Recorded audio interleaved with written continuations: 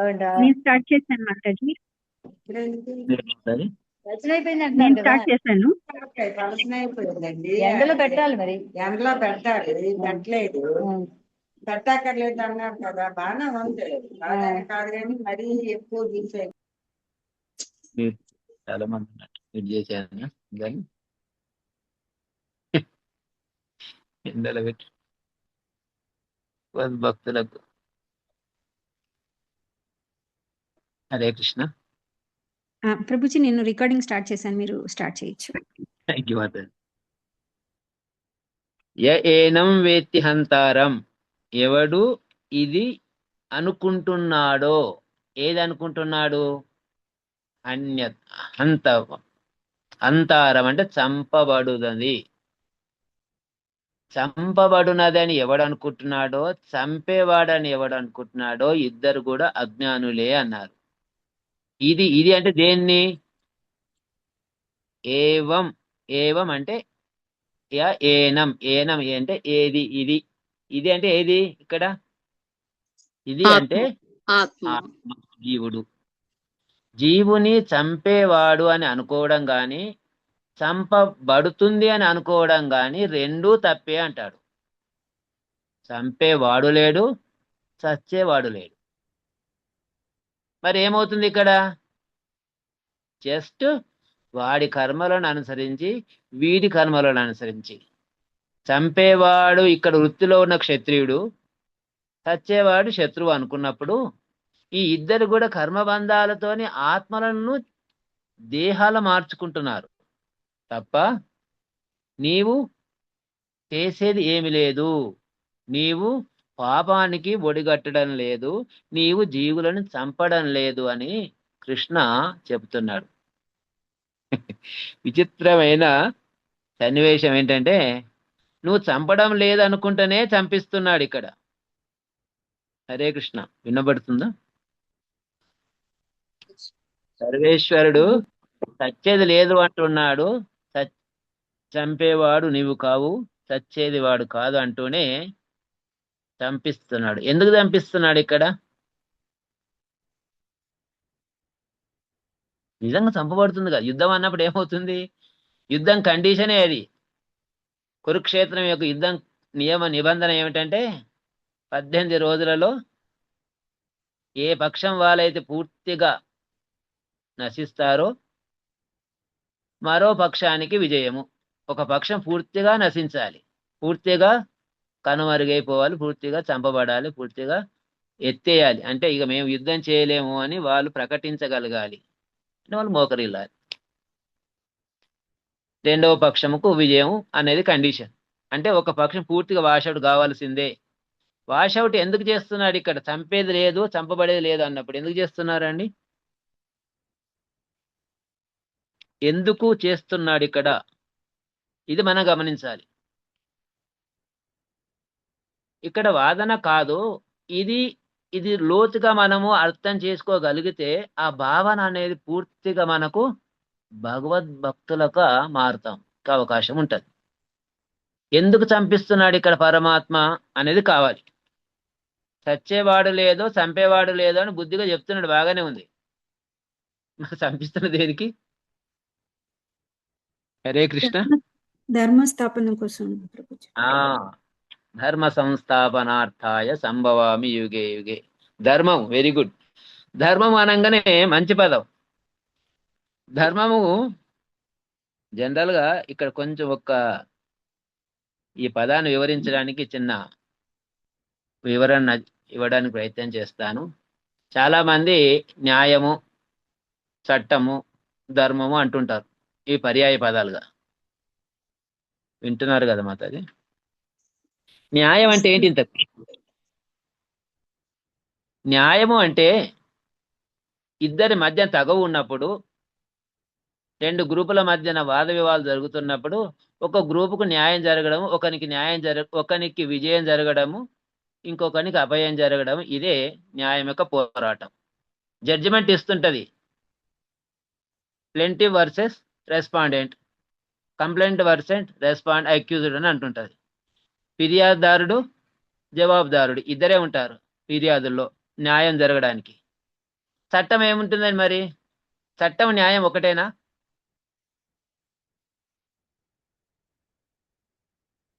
హరే కృష్ణ. చట్టము న్యాయం ఒకటేనా? రూల్స్ చట్టం is a set of rules. Yes. Rules న్యాయం కోసం we use those rules. ఇప్పుడు ఈ ఇద్దరు జరిగినటువంటి అన్యాయము, ఇద్దరు జరిగిన పోరాటాన్ని దృష్టిలో పెట్టుకొని, అరే ఇట్లా కాదు, ఇట్లా ఏదో బాగుండదు, ఈ గ్రూపులు తగాదాలు ఉంటాయని కొందరికి ఒక గ్రూప్ ను దృష్టిలో పెట్టుకొని, ఒక సెక్షన్ దృష్టిలో పెట్టుకొని, ఒక వ్యవస్థను దృష్టిలో పెట్టుకొని కొన్ని నిబంధనలు చేస్తుంది ప్రభుత్వం, పరిపాలకులు. దాన్ని చట్టం అంటాం. ఇక్కడ ఇద్దరి మధ్య జరిగేది న్యాయము. గ్రూపులో కొందరు నలుగురికి మధ్య, ఒక 10 మందికి మధ్య జరిగేదేమో చట్టం అయితే, ధర్మం అనేది అందరికి వర్తించేది. ఇది ఒకరికి ఇద్దరికి కాదు. చరాచర జగత్తుకు, స్థావర జంగమాదులకు, 84 లక్షల జీవులకు వర్తించేదే ధర్మం. పరమాత్మ చట్టాలు ఎలా ఉంటాయి అంటే, నీకు నాకు వర్తించేది. ఇవెవరికి వర్తించేది? పరమాత్మ చట్టాలు. పరమాత్మ యొక్క ఆలోచనలు ఎట్లుంటాయంటే, ధర్మం అనేది సమస్త జీవరాశులకు, చరాచర చర అచర స్థావర జంగమాదులు అంటారు, వీటన్నింటికి వర్తించాల్సి ఉంటది. అదే ధర్మం అంటే. ఇక్కడ కేవలం ఈ 5 పాండవులకు వీళ్ళు అన్యాయం చేసిరనే యుద్ధం జరుగుతుందా ఇక్కడ?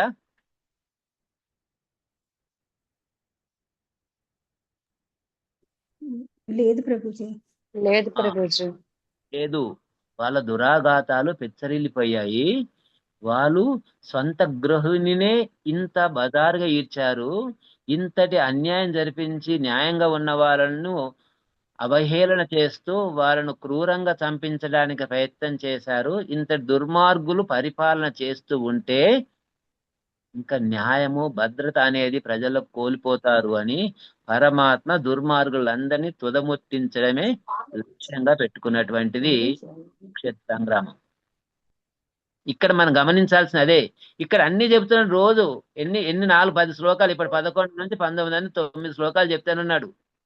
అది కాదు, ఇది కాదు, నువ్వు సత్యది లేదు, సమయం లేదు అంటేనే ఉంటూ, మరి లాస్ట్కి ఏమంటారు? ఆయన ఉద్దేశం ఏంటి? లాస్ట్కి వచ్చేసి ఉత్తిష్ట కౌంతేయ వృద్ధాయ కృత నిశ్చయ, యుద్ధం చేయడానికి లే, యుద్ధాయుధం పట్టుకో, చెయ్యి అంటాడు.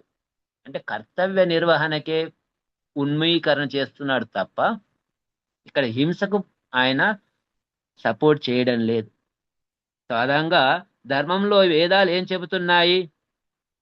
మాతృదేవో భవ, పితృదేవో భవ, ఆచార్య దేవో భవ అన్న ఆ వేదాలే అహింస పరమో ధర్మ అని కూడా చెప్పాయి.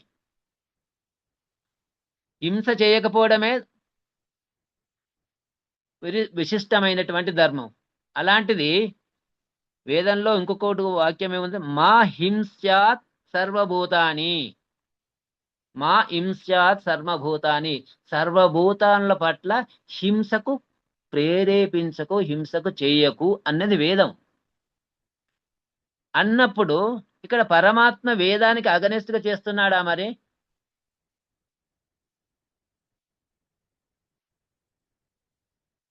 ఆలోచిస్తున్నారా లేదా? ఇది మెయిన్గా ఆలోచించాలి. మనకు బయట తోటి భక్తులకు కావచ్చు, లేకపోతే ఇతర బంధువులతో కావచ్చు, మనం ఉండేది ప్రపంచంలో, ఈ సమాజంలో ఉంటున్నాం కనుక వాళ్ళు ఈ క్వశ్చన్ వేసినప్పుడు ఏం సమాధానం చెప్తారు? లేదు అని చెప్తాను. ఇక్కడ మనం చేస్తుంది ఏంది? హింసను ప్రోత్సహించడం లేదు. ధర్మ సంస్థాపన కొరకు, అధర్మ పరులను ధర్మ మార్గంలో పెట్టడానికి కొరకు ఇది ఒక్కటే ఒక సొల్యూషన్, ఒకటే ఒక తీర్పు అని నిర్ణయించుకున్నాడు. వీళ్ళని ఈ శరీరంలో, ఎందుకండి ఈ దురాఘాతాలు దేంతో జరుగుతున్నాయి తెలుసా? ఈ దురాఘాతాలు, ఈ బంధాలు, బంధుత్వాలు, శత్రుత్వాలు, ఈ మిత్రుత్వాలు దేని వల్ల ఉంటున్నాయి? ఈ మన శరీర బంధంలో ఉన్నటువంటి ఈ బంధుత్వాల వల్లనే వస్తున్నాయి. అటాచ్మెంట్స్. కామ క్రోధోద్భవతి సమ్మోహాత్ స్మృతి విభ్రమ శృతి బంశాత్ బుద్ధినాశో బుద్ధినాశాత్ ప్రణశ్యతి అని తర్వాత ఇంకా చెప్పుకుంటూ వస్తాడు పరమాత్మ. కామము క్రోధము పెరగంగానే దాంతో పాటు లోభం పెరుగుతుంది, దాంతో పాటు క్రోధంతో ఇంకా చంపడము, కొట్టుకోవడమే. ఏంటి ఈ స్వార్థం? ఈ స్వార్థం కొరకు కాకుండా పరమాత్మ ఈయనకి ఏం చెప్తున్నాడంటే, హింసను ప్రోత్సహించకుండానే హింస చేసే వాళ్ళను తుదముట్టించడానికి ప్రయత్నం చేస్తున్నటువంటి కార్యక్రమం ఇది భావించాలి దయచేసి. ఇక్కడ దేహాన్ని ఎందుకు చంపాలనుకుంటున్నాడు అంటే, దేహం ఒక్కటే మనకు ఈ కర్మలతో అటాచ్ అయినటువంటిది ఇన్స్ట్రుమెంట్ ఇక్కడ. అందుకే ఆ దేహాన్నిలో ఉన్నటువంటి ఇంద్రియాలన్నింటిని కంట్రోల్ చేసుకోవడానికి కొరకే మనము కొన్ని నియమాలను పాటిస్తున్నాం. ఏం నియమాలు పాటిస్తున్నాము? భక్తులుగా, కృష్ణ చైతన్యంలో ఉన్న భక్తులుగా నియమాలను పాటిస్తున్నాము. దేని కొరకు తెలుసా? ఈ ఇంద్రియాలను కంట్రోల్ చేసుకోవడానికే. ఇంద్రియాలన్నింటిని కంట్రోల్ చేసుకొని ఏంటి? హరే కృష్ణ. హరే కృష్ణ. వినబడుతుంది. ఏ నియమాలను పాటించాము అన్నాము. ఏ నియమాలు పాటిస్తున్నాం మనము? No meat eating, no intoxication, No intoxication. నాలుగు ప్రిన్సిపల్స్ ఉన్నాయి కదా. Yes. మాంస నిషేధము, మత్తు పదార్థాల వినియోగం నిషేధము, వివాహేతర సంబంధాలు పరస్త్రీ- నిషేధము, వివాహేతర సంబంధము, అసాంఘిక సంబంధం నిషేధము, మత్తు జూదం పదార్థాలు, ఆడడము జూదం నిషేధము. ఆడడం నిషేధం. నిషేధం. ఇవి ఏంటి? శారీరకంగా ఇంద్రియాలను కంట్రోల్ చేసుకోవడానికి మాత్రమే ఇవి ఉన్నాయి. అంటే ఆచార్యులు అక్కడ కృష్ణ ఏమో ఆయన ఆల్రెడీ ఆయన జితేంద్రుడు, అర్జునుడు. ఆయనకు కౌంతేయునికి చెప్తున్నాడు మాటలు, కానీ మనకు చెప్పడానికి, మనకు సింపుల్ గా చెప్తే తలకాయలు ఊపుతాం, మళ్ళీ మనం చేసే పనులే చేస్తాం. చేయకుండానే ఈ శరీరంలోనే మనం ఇంద్రియ నిగ్రహణ పాటించడానికి ప్రయత్నం చేస్తే భగవద్ ధ్యానం అనేది జరిగి జీవుని యొక్క శుద్ధ ధర్మం ఏంటి? జీవుని యొక్క ధర్మం ఏమిటి? జీవుడు చేయాల్సిన పని ఏమిటి? జీవేర నిత్య కృష్ణదాసుడిగా ఉంటాడు. కృష్ణదాసుడిగా ఉండడం తెలుసుకోవడమే వీరికి కావలసిన ఒకే ఒక జ్ఞానం. ఐన్స్టీన్ గా నువ్వు రీసెర్చ్ చేసి చంద్రుని మీదకి ఉపగ్రహాన్ని పంపమనే నాలెడ్జ్ నీకు అవసరం లేదు. అది ఆయన పరమాత్మ చూసుకుంటాడులే, నీకెందుకు ఆ గోల? నీ బతుకు ముందు చూడు. నీ బతికేంది? నువ్వు ఎందుకు వచ్చావో నీకు తెలుసుకోవాలి, నువ్వు ఎక్కడికి పోవాలో తెలుసుకో. ఇది రెండు కనీసం అడ్రస్. ఇది ద మినిమం కాన్సెప్ట్ ఆఫ్ జీవునికి ఏంటి? జీవుడు కృష్ణదాసుడని తెలుసుకోవడానికి కొరకే ప్రయత్నం చేస్తే చాలు అట. మై గాడ్, ఇంతకన్నా తక్కువ ఇంకా ఎగ్జామ్షన్స్ ఉంటాయా మనకు? ఆ ఎగ్జామ్షన్స్ ను ఇవ్వడానికి కొరకు గురువులు, ఆచార్యులు మనకు ఒక నిర్దిష్టమైనటువంటి ఒక ప్రణాళిక ఇచ్చి, ఈ ప్రణాళికను, ఈ పద్ధతిని పాటిస్తే ఇంద్రియాలు కంట్రోల్లోనికి వస్తాయి. రావచ్చు, వస్తాయని గ్యారెంటీ లేదు, తగ్గే అవకాశం అయితే ఉంది. అంటే వాటి విపరీత పరిణామాలు లేకుండా వాటి తీవ్రత తగ్గించి కొంచెమైనా మన అదుపులోనికి వస్తాయేమో. వస్తే కృష్ణనామ ఎప్పుడైనా పలుకుతాడేమో. పలుకుతే ఆ కృష్ణుడు సంతోషిస్తాడేమో, ప్లీజ్ అవుతాడేమో. ఆంతరింక శక్తి వల్ల ఆ రాధామాత అనుగ్రహం లభిస్తుందేమో అని మన ఆచార్యుల యొక్క ఆరాటన. దేహాన్నే ఇక్కడ తుదముత్తించడానికి ప్రయత్నం చేస్తున్నా అని చెప్పక్కనే చెప్తున్నాడు కృష్ణ. దేహాలు మాత్రమే నశిస్తాయి. మనం 18th లోనే నేర్చుకున్నాం. 18th లో ఏమన్నారంటే, 18th లో ఏమంటాడు? అంతవంత ఇమే దేహం నిత్య ప్రోక్త శరీరిణ అవినాశతో అప్రమేయస్మాత్ యుద్ధస్య భారత. భారత అర్జున, ఈ అనాది అయినటువంటి శాశ్వతమైనటువంటి జీవునికి ఉన్నటువంటి దేహము ఎట్టి పరిస్థితుల్లో నశించాల్సిందే, కనుక యుద్ధం చేయి అన్నాడు. శరీరం నశించాల్సిందే. నువ్వు ఎంత పెద్ద శరీరం పెట్టుకున్నా, ఎంత బాడీ గార్డ్స్ పెట్టుకున్నా, 1984లో బాడీ గార్డ్స్ స్పెషల్ సెక్యూరిటీ ఫోర్స్ను పెట్టుకుంటుంటారు కొందరు విఐపీలు. ఆ విఐపీలు సావలేదా? ఉన్నారు కదా మన దగ్గర. హరే కృష్ణ. Yes, yes Prabhuji. దేనికి రక్షణకు పెట్టుకున్నారండి వాళ్ళు? రక్షణ దేని కొరకు రక్షణ పెట్టుకున్నారు? బాడీ గార్డ్స్ ను జెడ్ టైప్ సెక్యూరిటీ అంటే జెడ్ టైప్ సెక్యూరిటీ అంటారు. సెక్యూరిటీలో పరాకాశ బ్యాక్ కమాండోస్ ఉంటారు.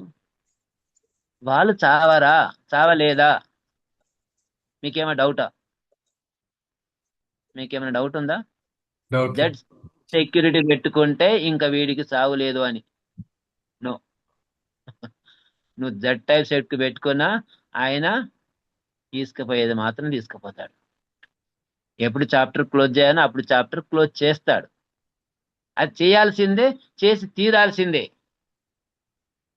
హరిహరాదులకే తప్పలేదు.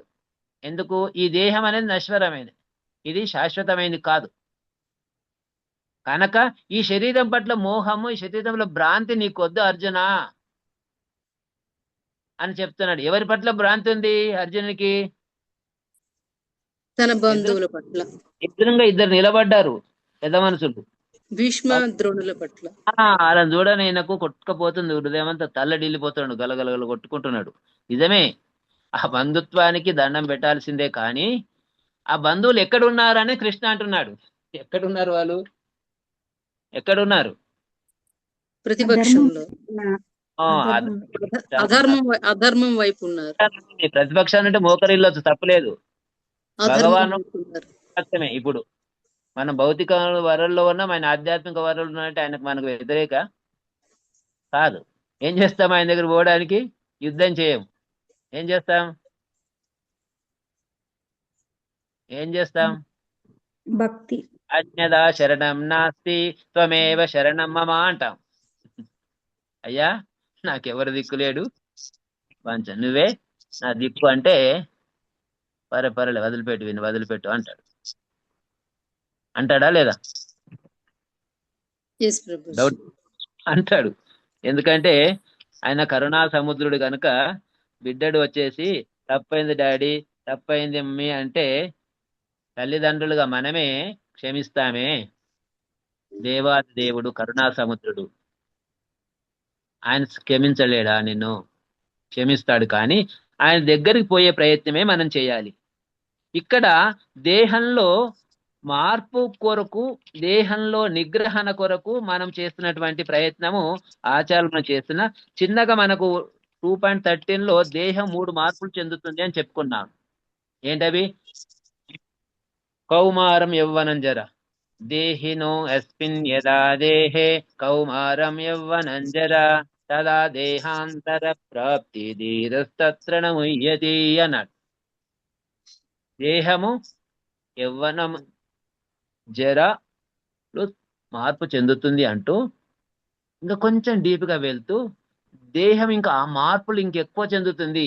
నిజంగా దేహం డైరెక్ట్ గా కౌమారానికి వచ్చిందా? ముందు పుట్టింది. పుట్టి కొన్ని రోజులు నిలకడగా ఉండి ఎదుగుదల తిరిగి యుక్త వయస్సుకు వచ్చి పునరుత్పత్తి క్షీణ దశకు వస్తూ ముసలితనం, వృద్ధాప్యానికి వస్తూ మరణిస్తుంది. ఇవి 6 దశలు. 6 దశలు దేహంలో మార్పులు 6 దశలుగా మారుతుంటాయి. ఒకటి పుట్టడము, రెండవది నిలకడగా కొన్ని రోజులు అలా ఆ బాలావస్థలో ఉండి తర్వాత కౌమార స్థితికి, యవ్వన స్థితి, తర్వాత పునరుత్పత్తికి, క్షీణించడము, మరణించడం. ఈ 6 రకాల మార్పులకు చెందుతున్నటువంటి ఈ శరీర అవస్థను నుంచి కూడా వాళ్ళను ముక్తి పొందించడానికి అవకాశం ఉంది అర్జున. ఇక్కడ క్షీణించి మరణించేదానికన్నా డైరెక్ట్ గా యుద్ధంలో మరణిస్తే, మొన్న 2 ఆప్షన్లు చెప్పుకున్నాం మనం. యుద్ధంలో గెలిస్తేనేమో రాజ్యం వస్తుంది, మరణిస్తే ఏమొస్తుంది? చాయిస్ ఉంది అక్కడ. కానీ పారిపోతే మాత్రం ఏమొస్తుంది? నింద మాత్రమే వస్తుంది. నువ్వు పారిపోవడానికి మాత్రం వీల్లేదు. అయితే యుద్ధమాన చేయి, లేకపోతే సావనాన సావు. సస్తావా, యుద్ధం చేస్తావా, ఇవి రెండే ఆప్షన్లు నీకు. Do or die. ఇది కర్తవ్య బోధన చేయడానికి మాత్రమే చెప్తున్నటువంటి పరమాత్మ సలహాలు. ఇక న్యాయం ధర్మం అయిపోయినాక మనము yes.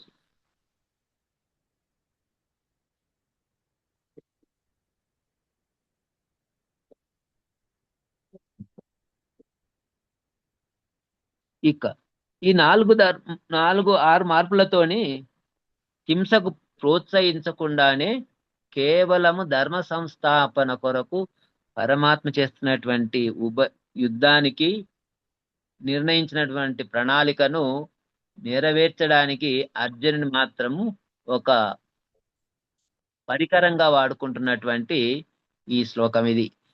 ఎంతం వేతి హంతారం ఎచ్చైనం మన్యతే హతం ఉభౌతౌ న విజానితో నాయం హంతి న విద్యతే. విజానితో అన్నాడు ఇక్కడ. జ్ఞానం ఉన్నవాళ్ళు. నా విజానితో అంటే జ్ఞానరహితులు. ఏం జ్ఞానరహితులు? శరీరము శాశ్వతం చస్తుందని, అంటే జీవుని చంపబడుతున్నాడు అని, చంపేవాడని ఇద్దరు అనుకోవడం తప్పే. జీవుని చంపేది లేదు, జీవుడు సచ్చేది లేదు.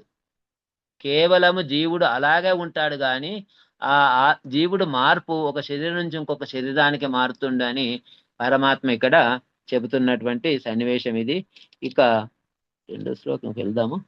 నెక్స్ట్ ఎవరైనా ఇంకేమైనా డిస్కషన్ చేయొచ్చు అందులో? ప్రభుజీ మొన్న చెప్పాను మీరు కొంచెం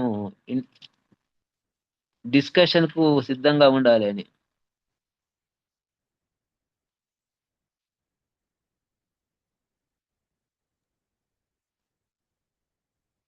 గత శ్లోకంలో ఎట్టి పరిస్థితుల్లో ఆత్మ సావదు కానీ శరీరం మారుతుంది అని చెప్పాము. ఇక్కడ మాత్రము మళ్ళీ అదే అదే రిపీట్ చేస్తూ వస్తున్నాడు. ఏం రిపీట్ చేస్తున్నాడంటే ఆత్మ సస్తది అనుకోవడము, సంపుతాడు అనుకోవడం రెండూ తప్పే. జీవుని చంపేది లేదు, జీవుడు సచ్చేది లేదు. జీవుడు కేవలము వినిమయం, ఎక్స్చేంజ్ అవుతున్నది అని చెబుతూ తర్వాత శ్లోకంలో నజాయతే మ్రియతే వా కదాచిన్ నాయం భూత్వా భవితవ్వన భూయ అజో నిత్య శాశ్వతోయం పురాణో న హన్యతే హన్యమానే శరీరే అంటాడు. అంటే ఈ శరీరాన్ని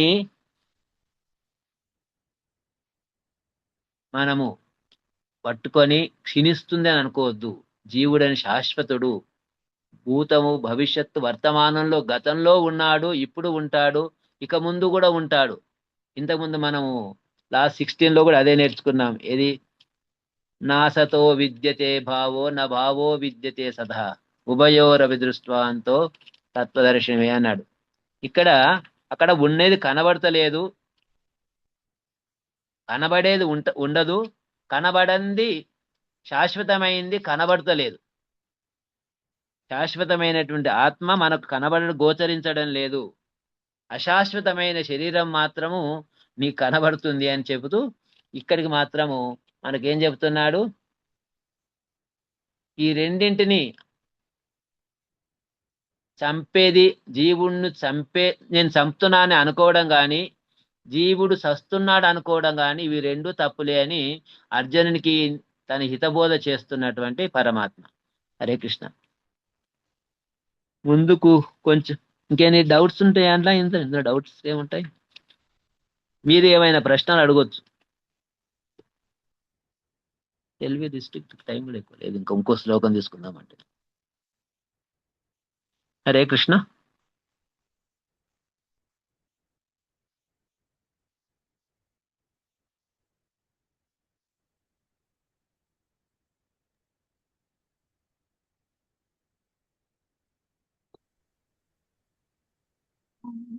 హరే కృష్ణ ప్రభుజీ. ఏమి డౌట్స్ ఉన్నట్లు లేవు. లేనప్పుడు మనము ఇంకో శ్లోకాన్ని పోతే లేట్ అవుతుందేమో. ఒక నిమిషం ప్రభుజీ, ఇది చదివిస్తాను. ఒక నిమిషం. మనం పురుషోత్తమ మాసం కాబట్టి మనం ఓకే. రెగ్యులర్ గా చౌరాష్టికమా అది కూడా ఉంది కదా ముందు ఏం గోవర్ధనం నిరంతరం వందే అది చదివిస్తాను ప్రభుజీ. ఇందులో ఇంకేమైనా డౌట్స్ ఉంటే అడగండి ఎవరైనా.